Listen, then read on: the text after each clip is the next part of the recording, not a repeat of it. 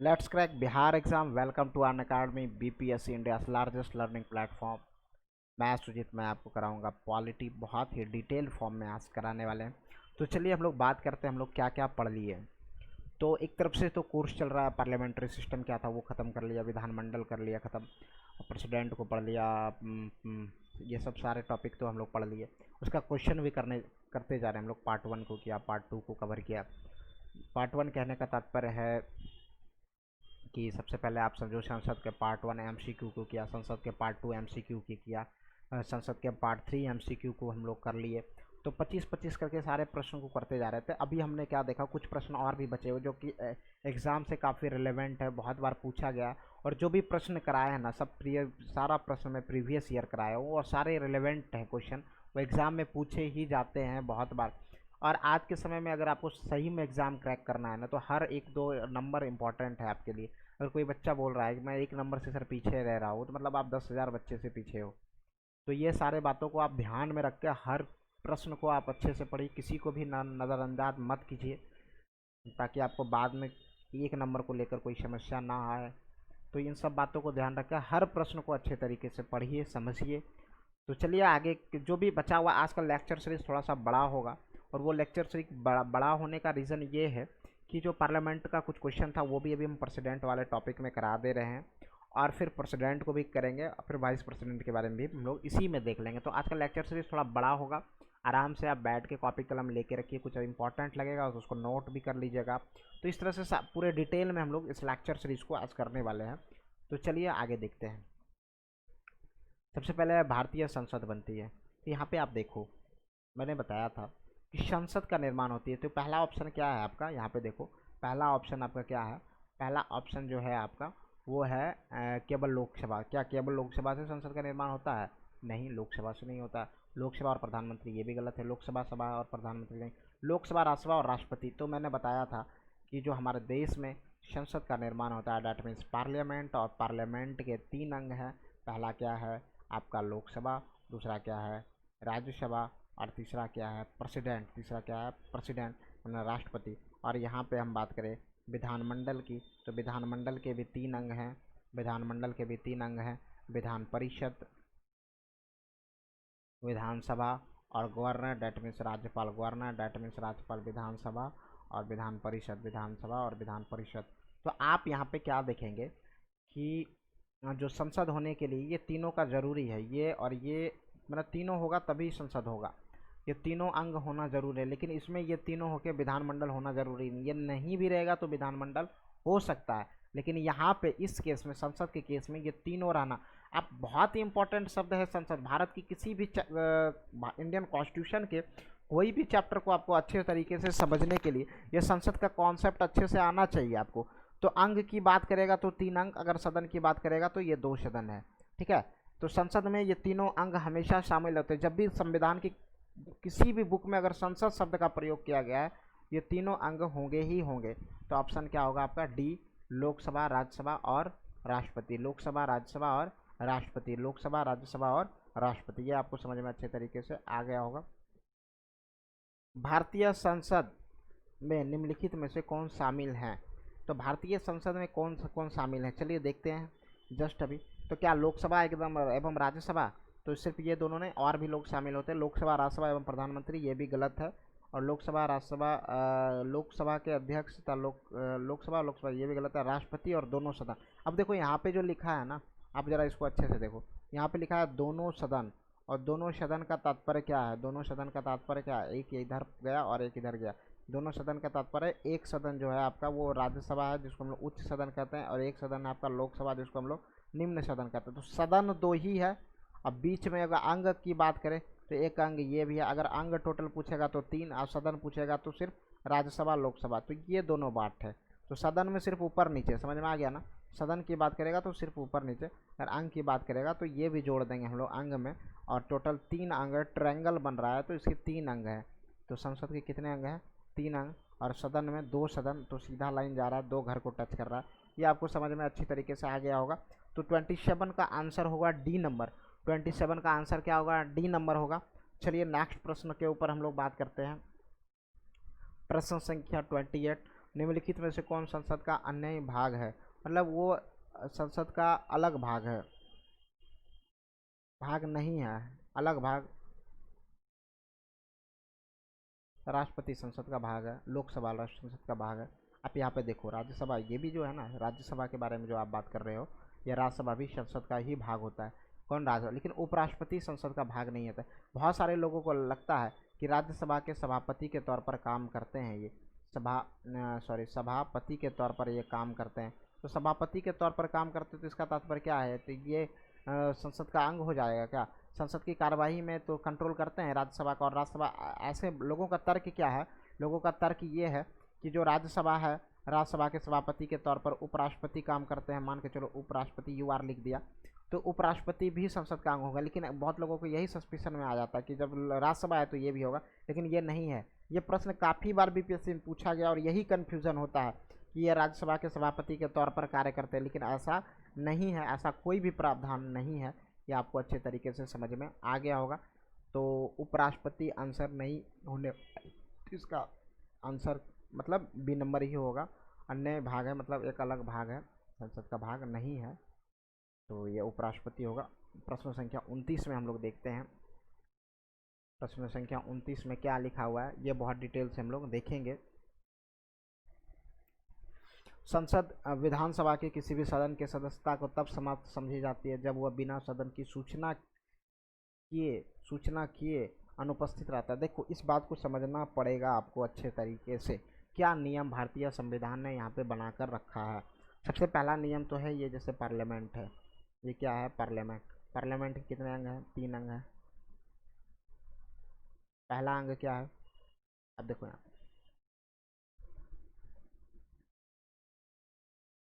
राज्यसभा, दूसरा अंग लोकसभा, तीसरा अंग राष्ट्रपति।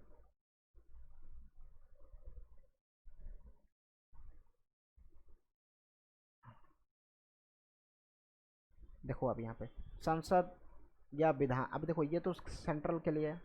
राज्य चलाने के लिए क्या होता है? विधानमंडल। राज्य को चलाने के लिए विधानमंडल। विधानमंडल के भी 3 अंग हैं, विधान परिषद,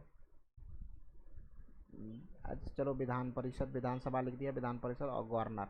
अब देखो जरा यहाँ पे समझो, ये जो हाउस है, ये हाउस है, ये राज्य की हाउस है,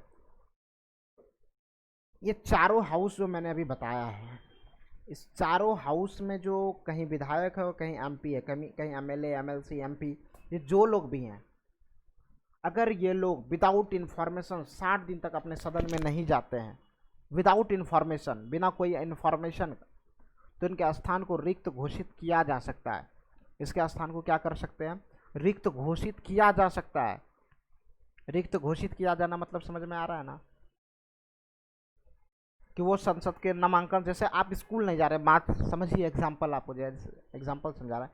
आप स्कूल नहीं जा रहे हो, ठीक है, आप जब स्कूल नहीं जा रहे हो, आपके नाम को काट भी सकता है विदाउट इन्फॉर्मेशन, अगर 60 दिन तक, ये संभावना व्यक्त करता है। लेकिन आप स्कूल नहीं जा रहे हो, उसका रीज़न आपने स्कूल में दे के रखा है, तो आपका नाम नहीं काटेगा, वो जानेगा कि आप किसी कारण से नहीं आ रहे हो।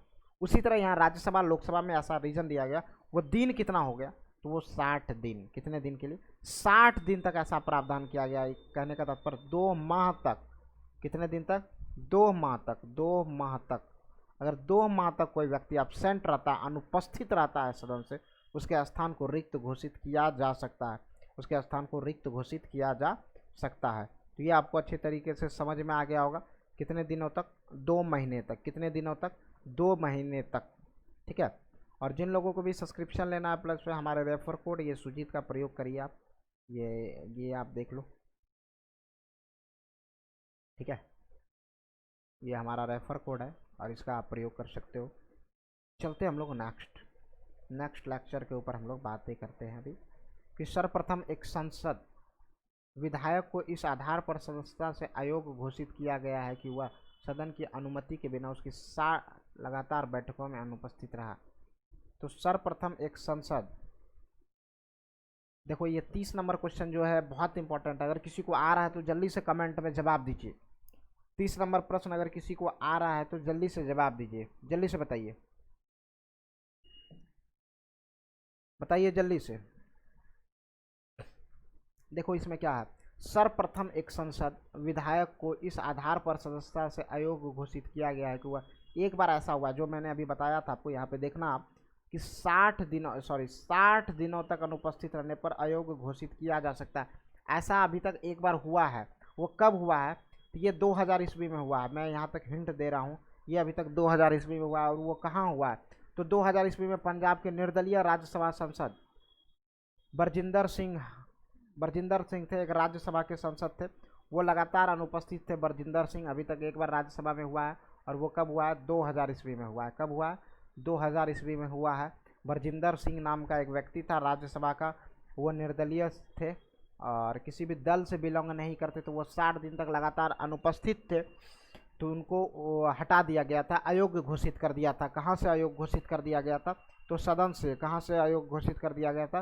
तो सदन से अयोग्य घोषित कर दिया गया था। ये बात आपको समझ में अच्छी तरीके से आ गया होगा। चलते आगे के प्रश्न को। 30 का आंसर होगा ए नंबर। 30 का आंसर क्या होगा? ए नंबर होगा। ये आपको बहुत अच्छे तरीके से समझ में आ गया होगा। अब देखो यहाँ पे 31 नंबर प्रश्न क्या है? निम्नलिखित कथनों में से, सभी लोगों को दिख रहा है ना ये प्रश्न? नहीं दिख रहा है?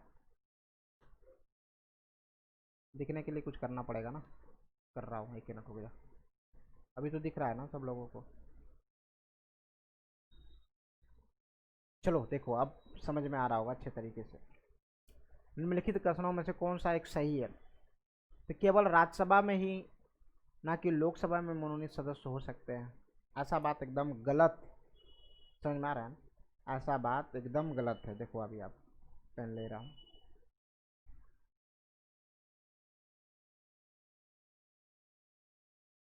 ये बातें एकदम गलत है। राज्यसभा में आंग्ल भारतीय समुदाय के 2 सदस्यों को मनोनीत करने का संविधान में प्रावधान है। राज्यसभा में नहीं, ये लोकसभा में ऐसा प्रावधान किया गया है। कहाँ किया गया? आंग्ल भारतीय जो थे वो लोकसभा में, वो आर्टिकल 331 के अंतर्गत था। लेकिन ये अभी वर्तमान समय में इसको भी समाप्त कर दिया गया, ऐसा प्रावधान को भी समाप्त कर दिया गया है। और ये 126वां संविधान संशोधन कॉन्स्टिट्यूशन अमेंडमेंट एक्ट लाया गया 2020 में, ये समाप्त कर दिया गया 2020 में। सर, किसी मनोनीत सदस्य के मंत्री पद के लिए नियुक्त संविधान वर्जना नहीं है, वर्जन नहीं है। आप देखो, किसी मनोनीत सदस्य को मंत्री पद के लिए नियुक्त पर, तो ये देखो, ये बात सही है। किसी भी मनोनीत सदस्य को मंत्री चुन सकते हैं हम, ऐसा नहीं। मनोनीत सदस्य राष्ट्रपति तथा उपराष्ट्रपति के चुनाव में मत दे सकता है, नहीं, गलत बात है। ये नहीं देता, क्योंकि nominated person are not allotted there. मतलब कहने का तात्पर्य ये है हमारा कि राष्ट्रपति के चुनाव में मनोनीत सदस्य भाग नहीं लेते। देखो, राष्ट्रपति का निर्वाचन मंडल जो होता है, जरा सा आप आगे हम चर्चा करेंगे, लेकिन मैं बता देता हूँ राष्ट्रपति के चुनाव में वोट कौन देता है? राज्यसभा, लोकसभा प्लस प्रत्येक राज्य के विधानसभा के, अब यहाँ पे जोड़ होना चाहिए, और निर्वाचित लगेगा ही, निर्वाचित सदस्य। अगर ये निर्वाचित नहीं आया ना, तो ये सिर्फ अगर इसके सदस्य बोल देंगे ना, तो ये आंसर आपका गलती होने वाला है। कि सिर्फ अगर हम बोल देंगे राज्यसभा, लोकसभा और विधानसभा के सदस्य, निर्वाचित लगाना अनिवार्य ही है। अगर विदाउट निर्वाचित नहीं, क्योंकि यहाँ पे जो नॉमिनेटेड पर्सन है, राज्यसभा में 12, इनको वोटिंग करने का नहीं, लोकसभा में 2 है, इनको वोटिंग करने का नहीं, यहाँ पे 1 है, इनको भी वोटिंग करने का नहीं। तो ये सब वोटिंग नहीं कर सकता है, क्योंकि ये लोग डायरेक्ट या इनडायरेक्ट रूप से राष्ट्रपति के द्वारा ही मनोनीत किए जा सकते हैं। और भारत में ऐसा प्रावधान बनाया है कि एक राष्ट्रपति कई बार बन सकता है, तो कई बार उसको मनोनीत करते रहेंगे, कई बार वो उसी राष्ट्रपति को वोटिंग करते रहेंगे। इसीलिए ऐसे प्रावधान को समाप्त कर दिया गया है। ये आपको समझ में अच्छी तरीके से आ रहा होगा। तो आंसर क्या होगा? सी नंबर आंसर होगा। तो 31 का आंसर क्या होगा? सी नंबर होगा। 31 का आंसर क्या होगा? सी नंबर होगा। नेक्स्ट प्रश्न के ऊपर हम लोग बात करते हैं, देखते हैं नेक्स्ट प्रश्न क्या है। देखो यहाँ पे 32 नंबर प्रश्न क्या है? संसद राज्य सूची के विषय के संबंध में कानून बना सकता है? बताओ, ये प्रश्न का जवाब आप लोग बताओ। मैंने बहुत बार करा दिया है इस कॉन्सेप्ट को। क्या संसद राज्य सूची संबंधित विषय पर कानून बना सकता है? ऐसा मैंने कराया है, पहले भी बहुत बार करा चुका है मैंने ऐसा। तो आप देखो यहाँ पे हम लोग बात करते हैं यहाँ पे, राष्ट्रपति की इच्छा से क्या ऐसा है? नहीं, ये भी नहीं होगा। यदि राज्यसभा ऐसा संकल्प, राइट, किसी भी परिस्थिति में नहीं। हाँ हो सकता है, ये भी गलत। संबंधित राज्य के विधानमंडल से पूछकर ऐसा भी नहीं। तो आंसर बी इसका राइट आंसर होगा। कैसे होगा? क्योंकि हम लोगों ने पढ़ा है कि दो राज्यसभा की शक्तियाँ हैं। राज्यसभा की शक्ति की अगर बात करें तो राज्यसभा की दो शक्तियाँ हैं, 249 और 312। ये दो शक्तियाँ हैं और ये दो शक्तियाँ किसका है? ये राज्यसभा की शक्तियाँ हैं। किसकी शक्तियाँ हैं? ये राज्यसभा से संबंधित शक्तियाँ हैं। और 249 और 312 का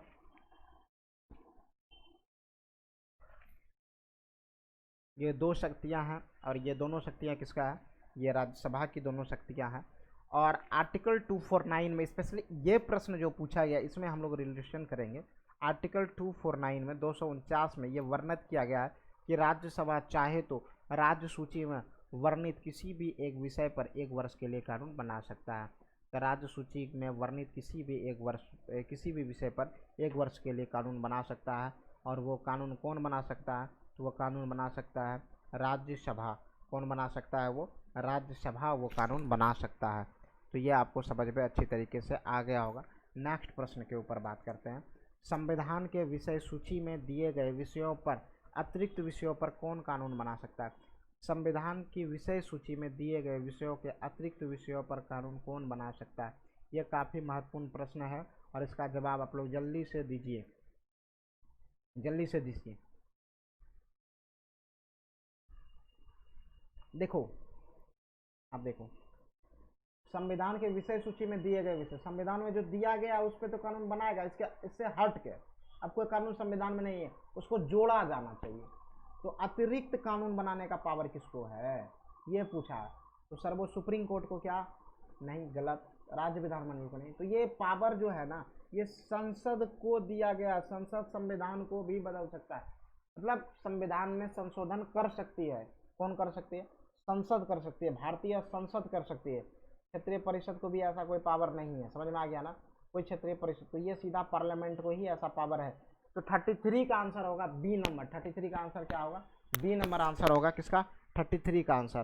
तो 33 का आंसर क्या होगा? B number. और अब ये समझ गए होंगे अच्छी तरीके से 33 का आंसर क्या होगा? बी नंबर होगा। नेक्स्ट प्रश्न के ऊपर बात करते हैं। शून्यकाल संसदीय व्यवस्था में, शून्यकाल जो है संसदीय व्यवस्था में किस देश की देन है? तो ये जो शून्यकाल है ये पूछा गया किस देश का देन है?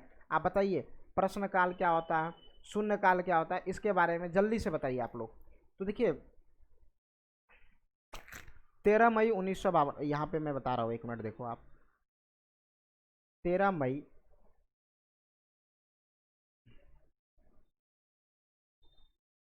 1952 को, 13 मई 1952 को क्या हुआ था कि बैठक शुरू हुआ था। पहली बार संसद का, राज्यसभा लोकसभा सबका बैठक। वो बैठक कब शुरू हुआ था? 11 बजे दिन में, दिन के 11, मतलब 11 AM कर लो आप। 11 बजे शुरू हुआ था। 11 से जो 12 का सेशन होता है ना, उसको हम लोग बोलते हैं प्रश्नकाल। क्या बोलते हैं? प्रश्नकाल। इस प्रश्नकाल में क्या होता है? कौन बोलेगा, कब बोलेगा, क्या बोलेगा, देश हित में बोलेगा, ये सारा चीज प्री प्लान होता है।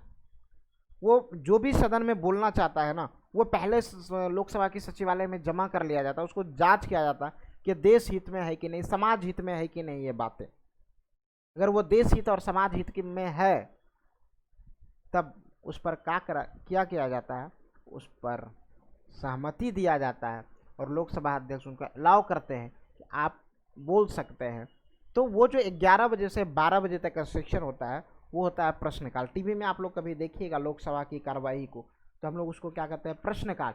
लेकिन अगर हम लोग शून्यकाल की बात करें, अगर हम लोग शून्यकाल की बात करें तो आप देखेंगे कि शून्यकाल का तात्पर्य है जो 12 बजे से 1 बजे का समय है। और ये किसी देश के संविधान से नहीं लिया गया, यह भारतीय पत्रकारिता का देन है कि शून्यकाल कहा गया। इस समय बहुत हल्ला होता है सदन, कौन बोलेगा, कब बोलेगा, क्या बोलेगा, ये कोई भी चीज़ का डिसीजन सही तरीके से नहीं रहता है। तो ये भारत की खुद की एक अपनी खेती है।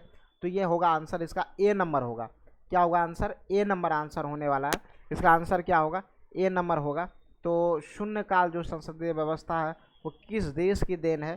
तो वो भारत की देन है। वो भारत ने दिया है शून्यकाल की व्यवस्था, भारतीय संविधान में भारत ने ही दिया है। ये आपको समझ में अच्छी तरीके से आ गया होगा। नेक्स्ट प्रश्न के ऊपर बात करते हैं हम लोग, आगे चलिए हम लोग बात करते हैं। लोकसभा में क्या बोला गया है यहाँ पे, लोकसभा में शून्यकाल की अवधि अधिक से अधिक कितना रह सकती है लोकसभा में, ये बताइए आप। लोकसभा में शून्यकाल की अवधि कितने से अधिक कितने देर हो सकता है। अभी मैं बहुत डिटेल में इसी बात को समझाया और जल्दी से आप जवाब दो। तो मैंने बताया ना कि जो शून्यकाल का सेशन चलता है वो चलता है आपका प्रश्नकाल का 11 से 12 और 12 से 1, मतलब 1 PM, डैट मीन्स मतलब 1 आवर। तो ये 1 घंटे का होगा, ये 1 घंटे का शून्यकाल होता है। और शून्यकाल शब्द का दिया गया वो भारतीयों के द्वारा ही, भारत का खुद का अपना चीज़ है ये शून्यकाल। सिर्फ शून्यकाल ही भारत का है, बाकी तो मुझे लगता है 80% चीज़ तो पिछले वाले एक्ट से ही तैयार किए हैं हम लोगों ने। तो ये आपको अच्छी तरीके से समझ में आ गया होगा। चलिए आगे फिर हम लोग चर्चा करते हैं नेक्स्ट प्रश्न के ऊपर। 35 का आंसर क्या होगा, बी नंबर होगा। 35 का आंसर क्या होगा आपका, बी नंबर आंसर होगा। और वो बी नंबर आंसर किसका होगा, 35 का आंसर होगा बी नंबर। अब हम लोग बात करते हैं 36 के ऊपर। संसद में शून्यकाल का समय क्या है, संसद में शून्यकाल का समय क्या है। तो शून्यकाल की समय की अगर बात करें, संसद में शून्यकाल का अगर समय की बात करें तो शून्यकाल का समय अभी जस्ट मैंने चर्चा किया है और उसका आंसर क्या होगा आपका, डी नंबर आंसर होगा। क्या होगा, 12 से 1 बजे तक, 12 बजे से 1 बजे तक का आंसर होगा, वो होगा डी नंबर आंसर होगा।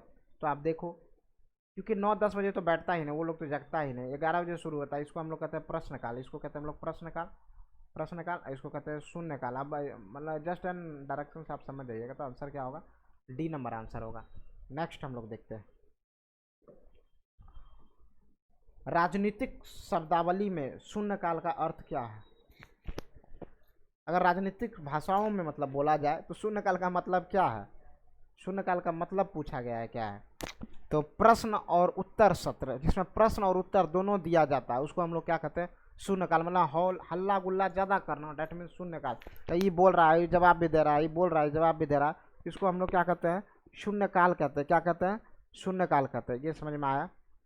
तो जो इसका आंसर होने वाला है वो आंसर होगा 37 का जो आंसर होगा वो आपका आंसर होगा डी नंबर आंसर होगा। क्या होगा, डी नंबर। 37 का आंसर क्या होगा, डी नंबर। 37 का आंसर क्या होगा, डी नंबर होगा। अभी हम लोग बात करते हैं 38 number, question number 38, question number 38।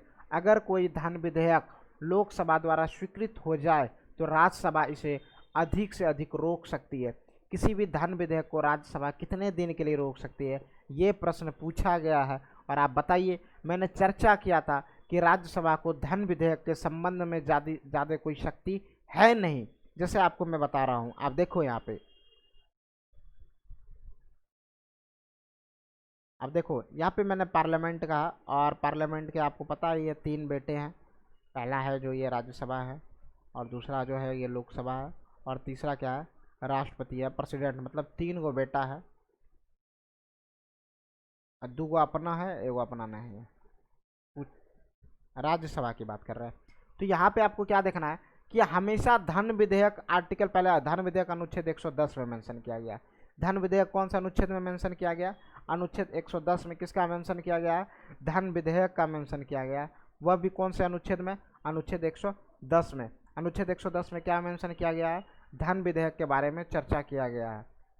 ठीक है, तो यहाँ पे आप देख रहे होंगे अनुच्छेद 110 में धन विधेयक की चर्चा किया गया है। दूसरी बात जो सबसे इम्पोर्टेंट बात ये है कि यहाँ पे आपको देखने वाला कि धन विधेयक हमेशा निकलता है कहाँ से, लोकसभा से। ये हमेशा कभी भी कोई भी विधेयक किसी भी सदन से निकल सकता है, लेकिन धन विधेयक 110 वाला जो नंबर का गाड़ी है वो हमेशा 110 नंबर का गाड़ी लोकसभा से ही निकलेगा। और राज्यसभा, राज्यसभा इसको ज़्यादा ज़्यादा इस गाड़ी को 14 दिन तक रोक सकती है। कितने दिन तक, 14 दिनों तक रोके रख सकती है धन विधेयक के संबंध वाले चीज़ को।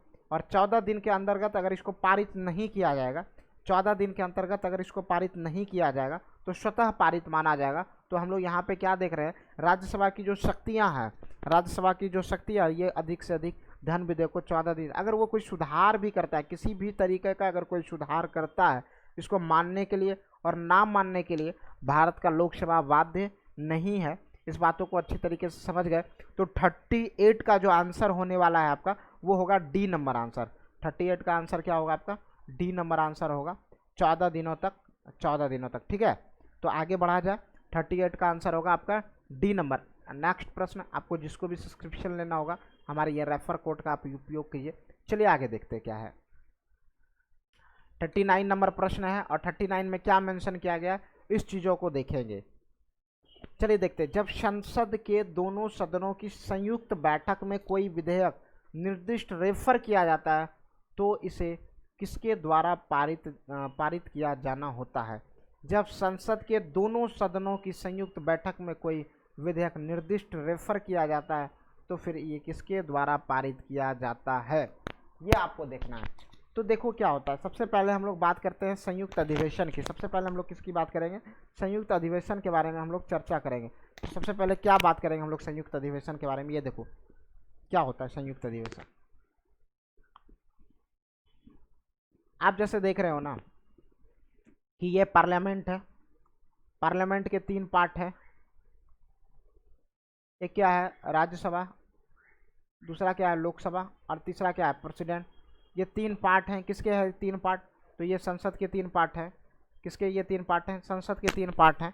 तो आप यहाँ पे देखना कि कोई विधेयक अगर लोकसभा पारित कर रहे हो और राज्यसभा इसको पारित ना करे, कोई विधेयक अगर राज्यसभा पारित कर रहा है लोकसभा इसको पारित ना करो, अगर ऐसा 6 महीना तक होते रहा, 6 महीना तक अगर ऐसा होते रहा तो इस कंडीशन में भारत के राष्ट्रपति को लगता है कि दोनों सदन के बीच में जो है वो मतभेद उत्पन्न हो चुका है। दोनों सदन के बीच में क्या हो चुका है, मतभेद। तो संयुक्त अधिवेशन भारतीय संविधान के अनुच्छेद 108 में मेंशन किया गया। ये सबसे पहले आप याद कर लीजिए। संयुक्त अधिवेशन कौन से आर्टिकल में, 108। संयुक्त अधिवेशन कौन से आर्टिकल में, 108 में। संयुक्त अधिवेशन कौन से अनुच्छेद में, अनुच्छेद 108 में। संयुक्त अधिवेशन कौन से अनुच्छेद में, संयुक्त अधिवेशन अनुच्छेद 108 में है। संयुक्त अधिवेशन कौन से अनुच्छेद में, 108 में। ये आपको समझ में आया। दूसरा बात आपको ये समझना है संयुक्त अधिवेशन बुलाता कौन है, तो राष्ट्रपति, और इसकी अध्यक्षता करते हैं लोकसभा अध्यक्ष। इसकी अध्यक्षता कौन करते हैं, लोकसभा अध्यक्ष। और जब संयुक्त अधिवेशन कहने का मतलब है ये जो 2 घर आप देख रहे हैं ना, राज्यसभा लोकसभा, इसको बुला के एक ही घर में बैठाया जाता है। राज्यसभा भी इसी में बैठेगा और लोकसभा भी इसी में बैठेगा। और बैठने के बाद सामूहिक रूप से चर्चा करते हैं और चर्चा करने के बाद उस बिल को पारित किया जाता है। तो और यहाँ पे जो आप देख रहे होंगे उपस्थित तथा मतदान, सॉरी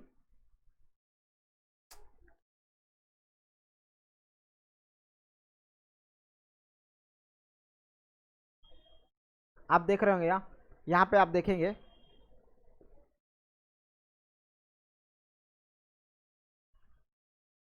ये जो आप लाइन दिख रहा है आपको, उपस्थित तथा मतदान देने वाले सदस्यों को साधारण बहुमत के द्वारा।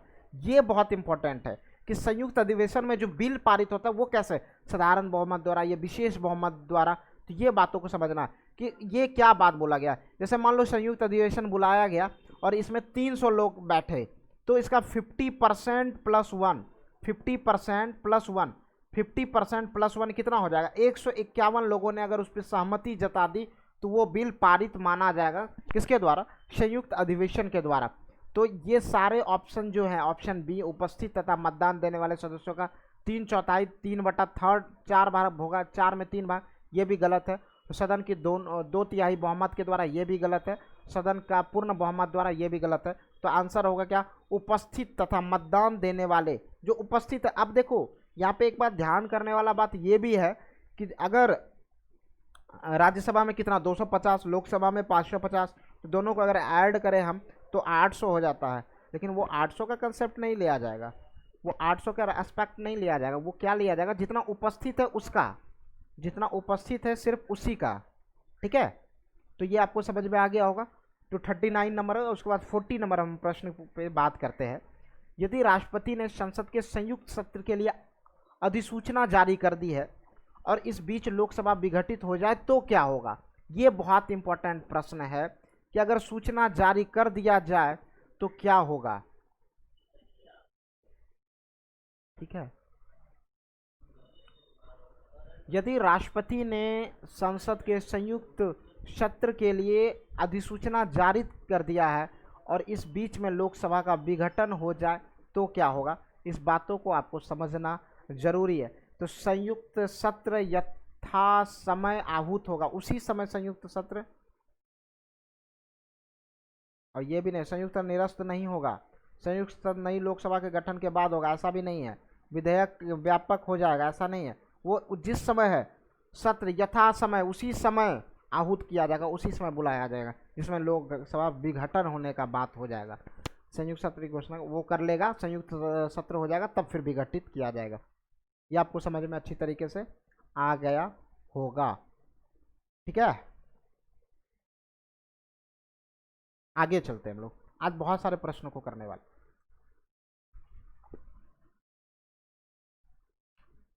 संसद के दोनों सदनों के संयुक्त अधिवेशन की अध्यक्षता कौन करता है? दोनों सदन, संसद के दोनों सदनों के संयुक्त अधिवेशन की अध्यक्षता कौन करता है? तो मैंने बताया कि संयुक्त अधिवेशन का उल्लेख भारतीय संविधान के, अगर आप पढ़ेंगे तो भारतीय संविधान के अनुच्छेद 108 में क्या लिखा हुआ है? संयुक्त अधिवेशन। संयुक्त अधिवेशन की उल्लेख कौन सा अनुच्छेद में? अनुच्छेद 108 में संयुक्त अधिवेशन की चर्चा की गई है। कौन सा अनुच्छेद में? अनुच्छेद 108 में। संयुक्त अधिवेशन बुलाते कौन है? राष्ट्रपति, और स्पीकर द्वारा इसकी अध्यक्षता किए जाते हैं। और वो स्पीकर कहाँ का? लोकसभा का, लोकसभा के स्पीकर के द्वारा। किसके द्वारा? लोकसभा के स्पीकर। बुलाते हैं पिताजी और समझाते हैं चाचा, बुलाते हैं पिताजी और समझाते हैं चाचा, बुलाते हैं पिताजी और समझाते हैं चाचा। ये आपको समझ में आ गया होगा अच्छी तरीके से। 41 का आंसर जो होने वाला है वो ए नंबर होगा, क्योंकि यहाँ पूछा अध्यक्षता कौन करता है, तो लोकसभा स्पीकर। अध्यक्षता कौन करते हैं? लोकसभा स्पीकर। लेकिन अध्यक्षता कौन करते हैं? लोकसभा स्पीकर। लेकिन बुलाते हैं कौन? राष्ट्रपति। ये आपको समझ में अच्छी तरीके से आ गया होगा। चलिए नेक्स्ट प्रश्न के ऊपर हम लोग बातें करेंगे कि अगला प्रश्न कौन सा है। भारत की संचित निधि से धन निर्गत कर पर किसका नियंत्रण होता है? ये बातें जानना है। भारत की संचित निधि जो इमरजेंसी फंड है भारत का, उससे पैसा निकालने उससे पैसा निकालने का अधिकार किसका होता है? ये बात आप जल्दी से बताइए, बताइए जल्दी से।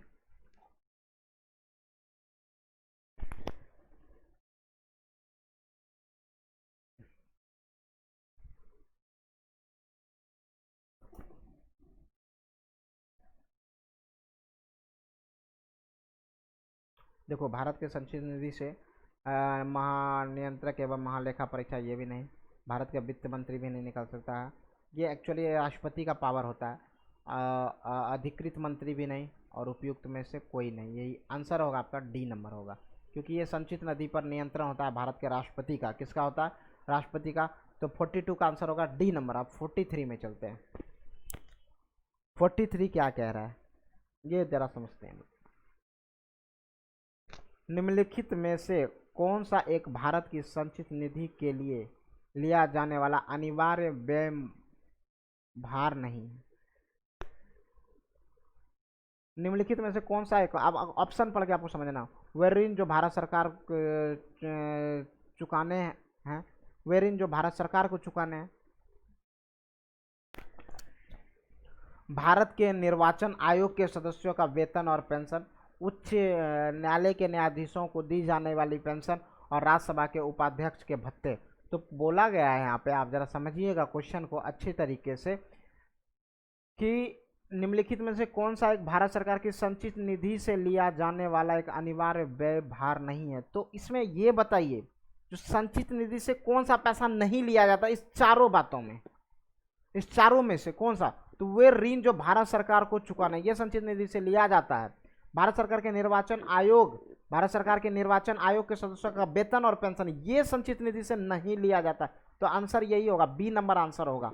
उच्च न्यायालय के न्यायाधीशों को दी जाने वाली पेंशन, ये भी संचित निधि से ही लिया जाता है। ये यहीं से संचित निधि के द्वारा ही आते हैं। ये कहाँ से आते हैं? संचित निधि। और राज्यसभा के उपाध्यक्ष का वेतन भत्ता, ये तीनों चीज आप याद कर लें। यहाँ से हम दो प्रश्न सीखने को मिलता है कि भारत सरकार का ऋण ये संचित निधि के अंतर्गत आता है, ये भी संचित निधि के अंतर्गत नहीं आता, और ये संचित निधि।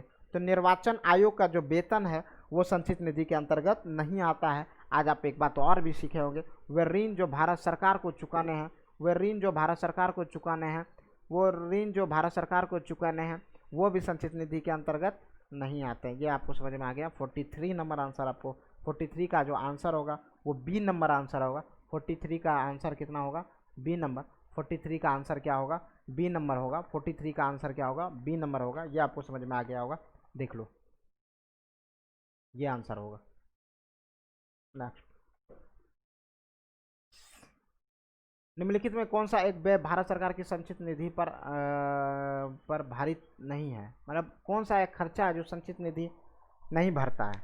आप बताइए, कौन सा एक खर्चा है जो संचित निधि नहीं भरता है? जल्दी से आप लोग कमेंट में जवाब दीजिए, इस प्रश्न का जवाब जल्दी से आप लोग दीजिए, जल्दी से जवाब दीजिए, इस प्रश्न का जवाब आप लोग जल्दी से दीजिए कि कौन सा खर्चा है जो संचित निधि नहीं करता, जल्दी से बताइए। तो आप देखेंगे भारत सरकार के राष्ट्रपति का वेतन, राष्ट्रपति का जो वेतन है यह भी संचित निधि के द्वारा आता है। भारत के उपराष्ट्रपति का जो वेतन है, भारत के जो उपराष्ट्रपति का वेतन है, ये भी उपराष्ट्रपति का वेतन तथा भत्ते, ये जो है ये संचित निधि कंट्रोल नहीं करता। भारत के उच्चतम न्यायालय के न्यायाधीश तथा वेतन के भत्ते, ये भी संचित निधि के द्वारा कंट्रोल किया जाता है। और लोकसभा के अध्यक्ष तथा वेतन के भत्ते, ठीक है, ये भी संचित निधि के द्वारा कंट्रोल किया जाता है। तो यहाँ क्या क्वेश्चन पूछा, निम्नलिखित में कौन सा एक व्यय भारत सरकार की संचित निधि पर भरित नहीं है? तो वह आंसर होगा बी नंबर, आंसर होगा आपका, क्या होगा आंसर? बी नंबर आंसर होगा, भारत के उपराष्ट्रपति का वेतन तथा भत्ता। तो ये आपको समझ में आ गया होगा अच्छी तरीके से। 4 का आंसर क्या होने वाला है? बी होगा। 4 का आंसर क्या होगा? बी नंबर होगा। चलिए कोई नहीं, आगे के प्रश्न को हम लोग देखते हैं। चलिए नेक्स्ट प्रश्न को देखते हैं। अभी और भी समय लगेगा, लगभग मुझे लग रहा है आप आराम से पढ़िए। और आपको अभी 44 प्रश्न हुआ है, 6 प्रश्न यहाँ पे और 30-40 प्रश्न वहाँ पे, लगभग 40-50 प्रश्न है अभी, तो और भी आगे बने रहिए आप। चलिए नेक्स्ट क्वेश्चन का जवाब आप लोग दीजिए, ठीक है। संविधान के किस अनुच्छेद के अंतर्गत धन विधेयक को परिभाषित किया गया है? तो धन विधेयक का उल्लेख, धन विधेयक का जो उल्लेख है ये कौन से अनुच्छेद में मेंशन किया है? ठीक है, तो कौन से अनुच्छेद में मेंशन किया गया है? तो मैंने इसको बताया था कि धन विधेयक का उल्लेख जो है यह भारतीय संविधान के अनुच्छेद 110 में मेंशन किया गया है। 45 का जो आंसर होगा, 45 का जो आंसर होगा वो बी नंबर होगा। 110 में क्या है? धन विधेयक का उल्लेख किया गया है। 110 में किसका उल्लेख किया गया है? धन विधेयक का। 109 में क्या है? धन विधेयक के संबंध में विशेष प्रक्रिया, मतलब 109 में विशेष प्रक्रिया को दिखाया। 111 में विधेयकों की अनुमति, मतलब कौन कौन से लोग विधेयक पर अनुमति देंगे। तो ये आपका, इसका आंसर होगा जो 45 नंबर है, इसका आंसर होगा बी नंबर। आर्टिकल 110 में आपका मनी बिल के बारे में चर्चा किया गया है धन विधेयक के 110 में। 110 में किसकी चर्चा किया गया है? धन विधेयक के बारे में चर्चा किया गया। कौन सा अनुच्छेद में? अनुच्छेद 110 में। ये आपको समझ में अच्छी तरीके से आ गया होगा। नेक्स्ट प्रश्न के ऊपर हम लोग बात करते हैं। क्या है हमारा अगला प्रश्न, ये देखते हैं। वह धन विधेयक, इसका निर्णय कौन करता है? वह धन विधेयक है, इसका निर्णय कौन करता है? वो धन विधेयक है। देखो सदन में, सदन के अंदर जो है ना बहुत सारे विधेयक आते हैं, लेकिन कोई विधेयक अगर धन विधेयक है, इसका निर्णय कौन करता है? जैसे आर्टिकल 110 में मैंने बताया कि धन विधेयक है, और धन विधेयक हमेशा लोकसभा से प्रारंभ होता है। धन विधेयक हमेशा लोकसभा से प्रारंभ होता है, और इसका निर्णय जो होता है वह लोकसभा अध्यक्ष के द्वारा किया जाता है, क्योंकि लोकसभा अध्यक्ष का एक महत्वपूर्ण कार्य है, लोकसभा अध्यक्ष का यह महत्वपूर्ण कार्य है कि धन विधेयक का निर्णय करना, धन विधेयक का निर्णय करना, ये लोकसभा। तो इसका आंसर क्या होगा? इसका आंसर होगा, इसका आंसर होगा आपका सी नंबर। इसका आंसर क्या होगा आपका? सी नंबर आंसर होगा। इसका आंसर क्या होगा? सी नंबर आंसर होगा। इसका आंसर क्या होगा? सी नंबर, ठीक है। नहीं तो आज आपको और भी 4 प्रश्न करा के, फिर अगर ज़्यादा लेट हो रहा है तो 4 प्रश्न करा के फिर आपको मैं छोड़ दूंगा। तो अभी आप 4 प्रश्न कर लो, फिर आगे के हम लोग आगे के लेक्चर सीरीज में एडजस्ट कर लेंगे, ठीक है। तो आप 4 प्रश्न को और देखो अच्छे से। भारत सरकार द्वारा वित्त विधेयक सदन में पेश किया जाता है, तो वित्त विधेयक, तो वित्त विधेयक कहाँ पेश किया जाएगा? ये इंपॉर्टेंट प्रश्न है। तो भारत सरकार के द्वारा वित्त विधेयक कहाँ पेश किया जाता है? तो लोकसभा में। वित्त विधेयक भी कहाँ पेश किया जाता है? तो ये वित्त विधेयक भी लोकसभा में पेश किया जाता है। वित्त विधेयक कहाँ पेश किया जाता है? वित्त विधेयक कहाँ पेश किया जाता है? लोकसभा में। वित्त विधेयक कहाँ पेश किया जाता है? लोकसभा में, ठीक है। तो चलिए नेक्स्ट प्रश्न, और 3 प्रश्न बचा हुआ है। 3 प्रश्न पढ़ें आप अच्छे से, और इसके बाद 3 प्रश्न के बाद फिर आप लोग को मैं पार्लियामेंट, ये प्रेसिडेंट वाला जो टॉपिक है वो आगे मैं कराऊंगा, ठीक है। तो पार्लियामेंट द्वारा वर्ष 1989 में निर्मित कानून के अनुसार एक नागरिक वयस्क होने की कानूनी आयु क्या है? तो ये पहले बता रहे हैं आपको। देखो पार्लियामेंट 1989 में निर्मित कानून के अनुसार 1989 में क्या हुआ था, भारत में 61वां संविधान संशोधन हुआ था। 61वां संविधान संशोधन 1989 में किया गया। 61वां संविधान संशोधन कब किया गया? 61वां संविधान संशोधन कब किया गया? 1989 में किया गया। 61वां संविधान संशोधन कब किया गया था? 1989 में किया गया था। 61वां संविधान संशोधन 1989 में किया गया था। 61वां संविधान, और वहाँ पे क्या गया, उससे पहले भारत में जो वोटिंग करने का उम्र था 21 वर्ष था, लेकिन अब लगा कि बच्चा लोग ही ज़्यादा समझदार हो जाता है, वो उम्र घटाकर 18 वर्ष कर दिया गया। वो उम्र घटाकर कितना कर दिया गया? 18 वर्ष। लगा बच्चा लोग बहुत समझदार हो जाता है, तो वो उम्र घटाकर 18 वर्ष कर दिया गया। तो पार्लियामेंट द्वारा वर्ष 1989 में निर्मित कानून के अनुसार एक नागरिक वयस्क होने का कानून आयु जो है वो 18 वर्ष। अगर आपका 18 वर्ष हो रहा है डैट मीन्स आप वयस्क हैं, आप वोटिंग कर सकते हैं। लोकसभा या राज्य के विधानसभा किसी भी चुनाव इलेक्शन में आप वोटिंग कर सकते हैं, लेकिन इलेक्शन नहीं लड़ सकते, उसके लिए अलग योग्यताओं का मेंशन किया गया है। तो चलिए आगे चर्चा करते हैं। 49 नंबर प्रश्न, भारतीय संसद का स्वर्णिम जयंती समारोह मनाया गया। तो भारतीय संसद का स्वर्णिम जयंती समारोह कब मनाया गया, इस चीज़ों के बारे में अभी हम लोग चर्चा करेंगे, बहुत ही डिटेल तरीके से पढ़ेंगे। तो जल्दी जिसको भी आंसर आ रहा है आप जल्दी से बताइए 48 का आंसर क्या होगा। 48 का आंसर क्या होगा? तो देखो 13/5/2002 को मनाया गया था। कब मनाया गया था? 13/5/2002 को। 13/5/2002 को, 13 मई 2002 को भारतीय संसद की औपचारिक स्थापना प्रथम लोकसभा चुनाव के पश्चात 13 मई 1952 को 50वें वर्ष पूरे होने के उपलक्ष्य में भारतीय संसद का स्वर्णिम जयंती समारोह मनाया गया। तो स्वर्णिम जयंती समारोह मतलब 50 साल पूरा हुआ था 13 मई 2002 को। तो यहाँ पे क्या हुआ था, 49 नंबर में 50 हो गया था। ठीक है, कहने का तात्पर्य यहाँ पे आपका 50 साल पूरा हो गया था 13 मई 2002 को। 13 मई 2002 को 50 साल पूरा हो गया था, संसद का हो गया था। किसका हो गया था? संसद का हो गया था। चलिए नेक्स्ट प्रश्न के ऊपर देखते हैं। 50 नंबर प्रश्न, 50 नंबर प्रश्न, और इसका जवाब आप लोग देंगे बेहतरीन तरीके से। वह कौन सा राष्ट्रवादी नेता था जो 1925 में केंद्रीय विधान सभा का अध्यक्ष स्पीकर चुना गया था? जल्दी से आप बताएंगे, जल्दी से आप बताएंगे। विट्ठल भाई पटेल। केंद्रीय विधान परिषद मतलब आपको उस समय समझ में आता होगा कि उस समय संसद का कोई कंसेप्ट नहीं था, उस समय विधान परिषद का कंसेप्ट है। केंद्र के लिए अलग विधान परिषद होता था, राज्य के। तो विट्ठल भाई पटेल को केंद्रीय विधान परिषद में के लिए सदस्य चुना गया था। वह कौन सा राष्ट्रवादी नेता था जो 1925 में केंद्रीय विधान परिषद का अध्यक्ष या स्पीकर चुना गया था? तो विट्ठल भाई पटेल। क्या बोला मैंने? विट्ठल भाई पटेल। विट्ठल भाई पटेल, ये आपको समझ में अच्छी तरीके से आ गया ना, विट्ठल भाई पटेल। चलिए हम लोग नेक्स्ट प्रश्न को देखते हैं। तो नेक्स्ट प्रश्न हम लोग देखेंगे, जिन लोगों को भी सब्सक्रिप्शन लेना है प्लस पर वो हमारे रेफर कोड को यूज़ कर सकते हैं। और आगे हम लोग देखेंगे, आगे क्या देखेंगे, नेक्स्ट प्रश्न को हम लोग देखते हैं। चलिए देखते हैं।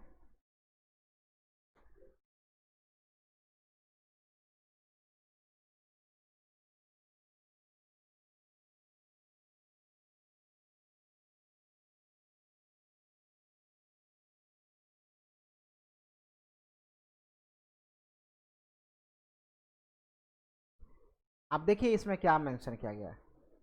भारत के राष्ट्रपति के बारे में थोड़ा सा हम लोग चर्चा करेंगे, और बहुत ही अच्छे तरीके से हम लोग भारत के राष्ट्रपति को समझेंगे और बहुत डिटेल तरीके से चर्चा करेंगे। अगर और जो नेक्स्ट लेक्चर आने वाला है, अगर आपका ज़्यादा समय वो वेस्ट हो रहा है तो हम लोग ऐसा करते हैं, वेस्ट नहीं मतलब थोड़ा सा लंबा लेक्चर को लेके जाना, आप थोड़ा पैसेंस बना कर बैठिए। और अगर इसमें ज़्यादा दिक्कत हो रहा तो हम लोग जो अगले दिन का आएगा मंत्रिपरिषद, उसमें हम लोग राष्ट्रपति, उपराष्ट्रपति और मंत्रिपरिषद, ये सारे प्रश्न का जवाब एक मैराथन के तौर पर हम लोग अच्छी तरीके से करेंगे। तो वहीं पे हम लोग करेंगे बहुत डिटेल फॉर्म में। चलिए जय हिंद, जय भारत। फिर हम लोग मिलेंगे अगले लेक्चर में बहुत ही डिटेल तरीके से।